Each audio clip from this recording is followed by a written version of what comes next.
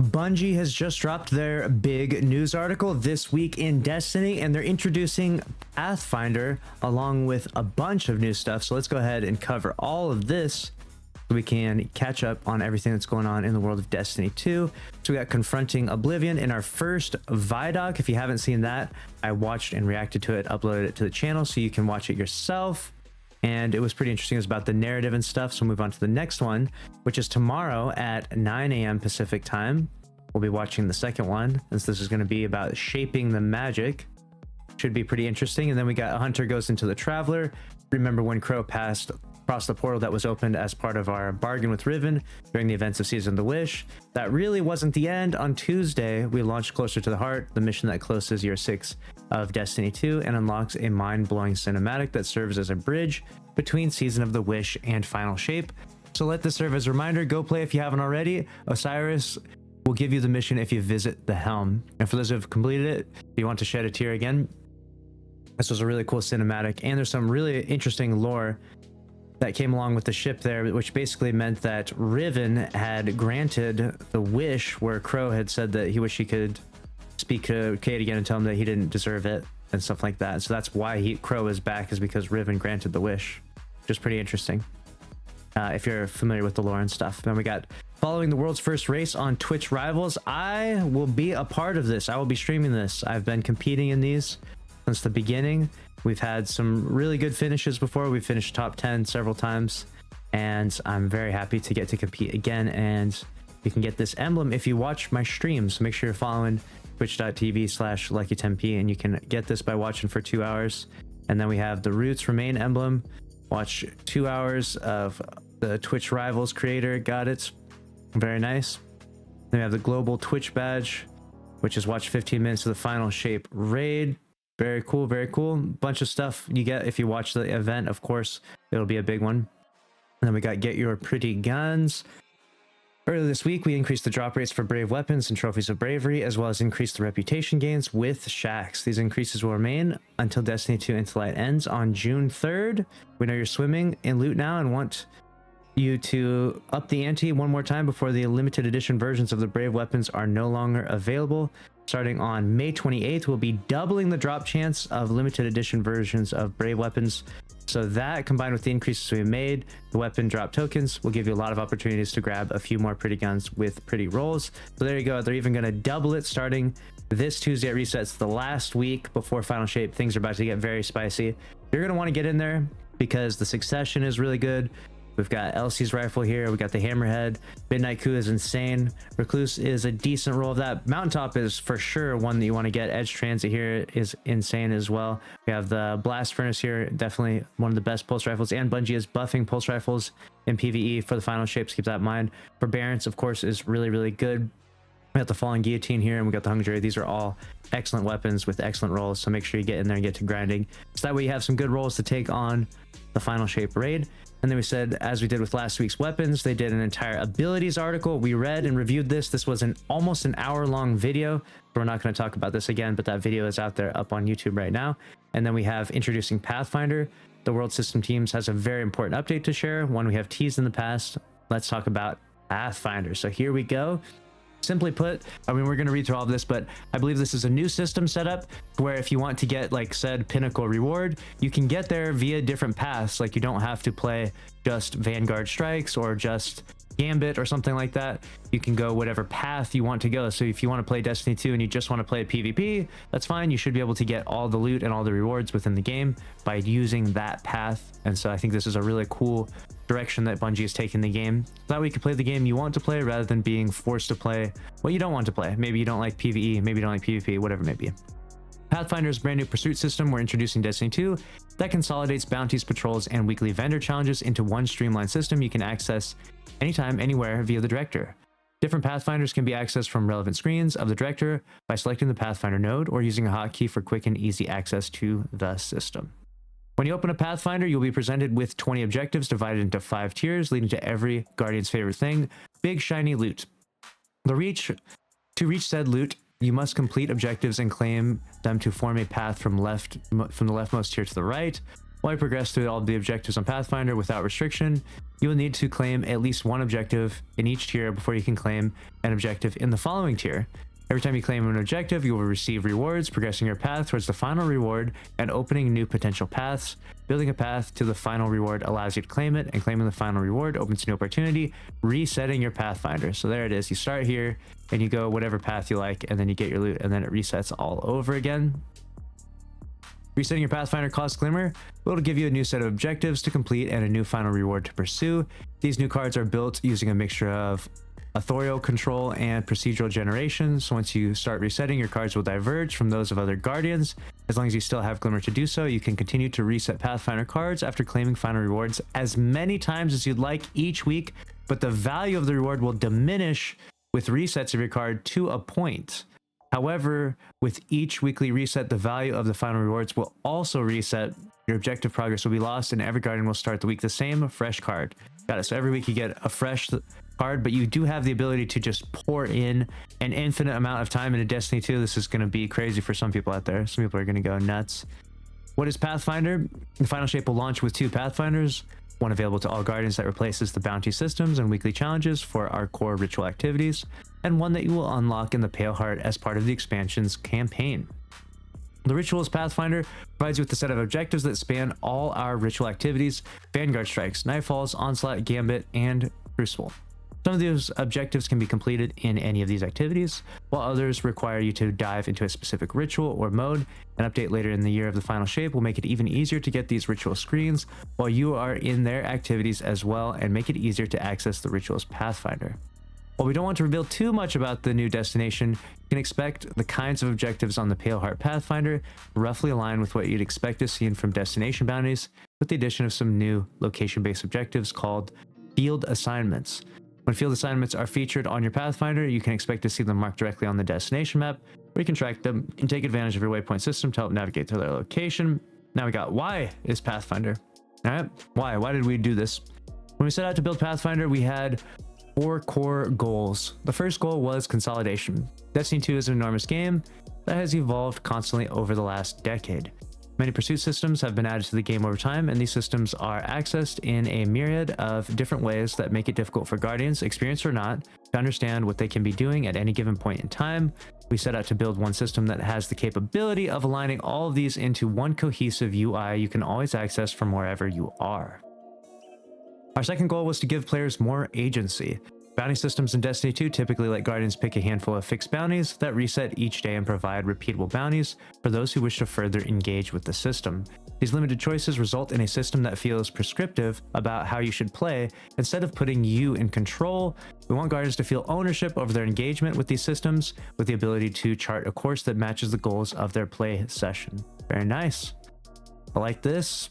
I like this. With that in mind, our third goal was making decisions matter a bit more.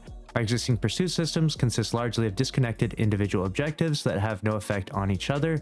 In many cases, a Guardian's decisions regarding these objectives are limited to doing or not doing a particular objective or spending Glimmer to reroll repeatable bounties they don't like. Pathfinder's base system incentivizes Guardians to complete objectives that may otherwise be out of their comfort zone to achieve a more direct path toward their final reward. It also allows Guardians to forge a more elongated path around objectives that don't call out to them. As their options diminish closer to the final reward, Guardians will be challenged to engage with a particular activity, mode, or playstyle to acquire more rewards. Very nice. And finally, our fourth goal was to reduce barriers because, let's face it, much of our time as Guardians is spent zipping between destinations to prepare to play the game, flying to the tower, flying to the helm, flying to Europa. It all takes time that we could be spending fending off the Witness and thwarting its universe-threatening plan to enact the final shape. With Pathfinder, you already have your objectives, and they're always progressing as you play. Whether they are locked or unlocked, there's no need to visit a vendor or use the Destiny app to grab bounties, no need to balance your inventory of quests and bounties, no need to travel to vendors, claim your reward for a weekly challenge. So there it is. Pathfinder, this will be the last time, to be the end of, is this the death of bounties now? At this point? About Destination Pathfinder, the rewards are designed to encourage completing many paths over many objectives in each Pathfinder. If you want to maximize your weekly rewards, your best bet is to play your optimal path. Got it. There we go. So you get 25 vendor reputation, 4,000 XP. Got it. Very nice. the death of this is the last time we ever get to do bounty hoarding. I don't think that we'll ever have to see or deal with that again. Seems pretty good. This seems like a much better, they're just improving the systems, you know, like as time goes on, they're going to make the systems more elaborate and stuff. Obviously there's going to be those that really like the old system or something, but it's like, this seems like a step in the right direction, especially if it has more customizability. Now let's talk about ritual activities. Crucible Gambit, Vanguard vendor bounties will be replaced by a unified rituals Pathfinder. A single instance of Pathfinder will contain objectives specific to each ritual activity, as well as generic objectives that can be completed in any of these 3 ritual activities. Additionally, on weeks when there is an active reputation booster, the first 3 instances of Pathfinder will contain more objectives associated with that ritual activity. So if the Crucible reputation booster is active, Pathfinder will contain more Crucible specific objectives until after the 3rd reset. Got it. And completing an objective node awards experience like individual bounty completion. Completing a path is designed to be akin to completing a weekly vendor bounty challenge, i.e. completion rewards include prime engrams, bright dust, and experience. Nice. However, where vendor challenges are limited to 3 per week per character, Pathfinder progress is shared across all characters and is infinitely repeatable. Due to these differences, the reward amounts have been redistributed accordingly. That's awesome. Now you can play on the character you like. You don't have to play Titan Hunter and Warlock and swap around necessarily. You can play on the character you like specifically, and you can play as much as you want. Now, obviously, it'll have diminishing returns past your 3rd reset, but if you really want to, you know, if you got all the free time in the world, for whatever reason, you want to play Destiny 2 until you're blue in the face, go for it, because you'll be able to continuously gain more rewards, and that's actually pretty cool. It's a good system, and I like that. First 3 completions: Prime Engram, Enhancement Prism, 150 Bright Dust. I'm glad they've given us some Bright Dust from this too. Next 7 completions: more Bright Dust, 4000 XP, Prism, Enhancement Core, 30 Bright Dust, 4000. Got it. Subsequent completions. Next 7 completions. So you mean you can infinitely farm for Bright Dust? If the more you play the game, you're gonna subsequent completion. So past 7.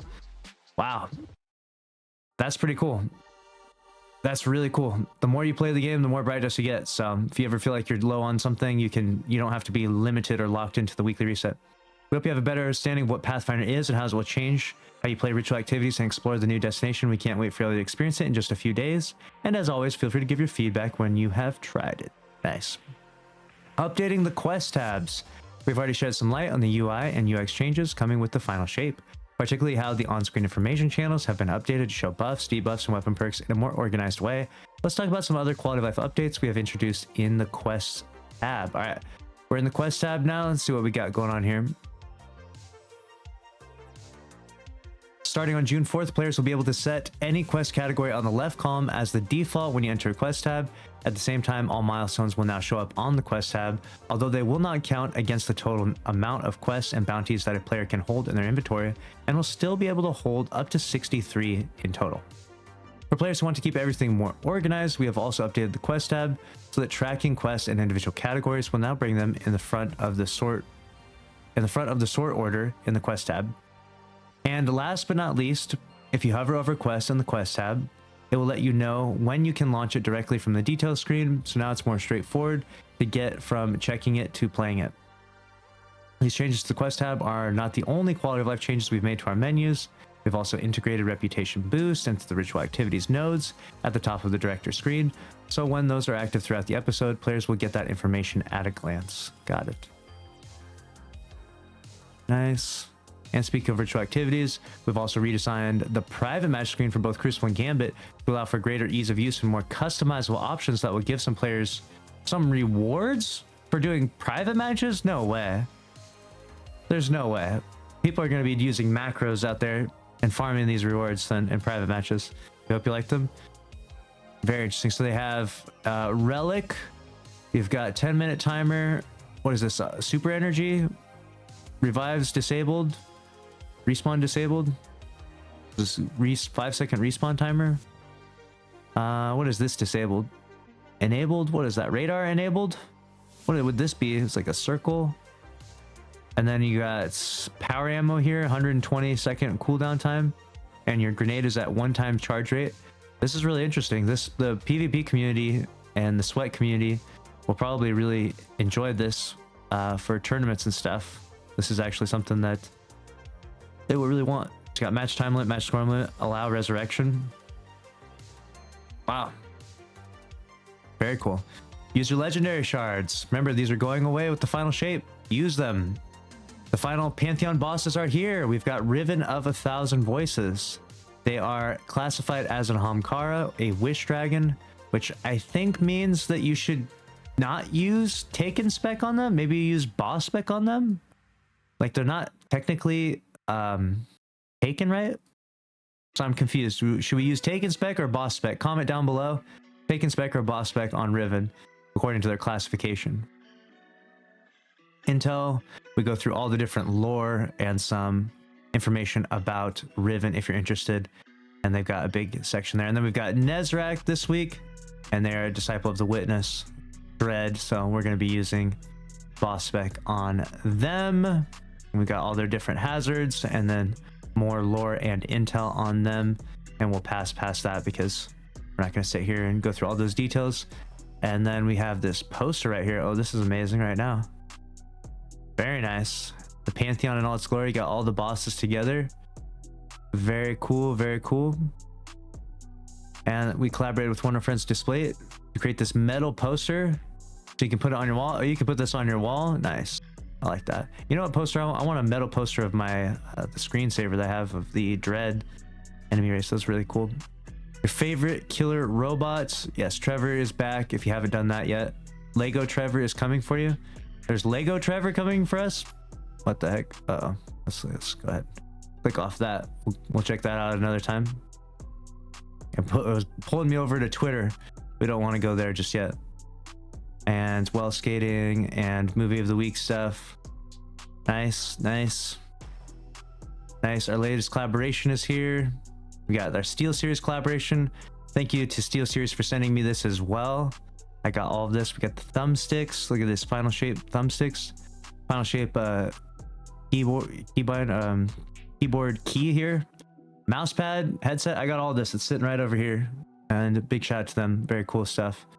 And we got 24-hour downtime. The game is going down for 24 hours before the final shape. So be prepared. Make sure to get everything done well in advance. If you're one of those people that's gonna say, oh my god, I was in the middle of doing trials and the game went down. No way. It was game 7. It's like, well, they gave you a warning. All right. They said 24-hour downtime. Sorry that happened to you, or sorry you didn't turn in your bounties or whatever you're trying to do. I don't know. Turn in your brave trophies, right? You better turn in those brave trophies. Pony error codes.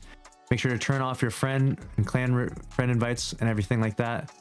Seasonal rewards. Got it. Claim all of those. Claim everything here. Season pass items, vendor items, Shax, Zavala Drifter. Destiny content vault updates are coming.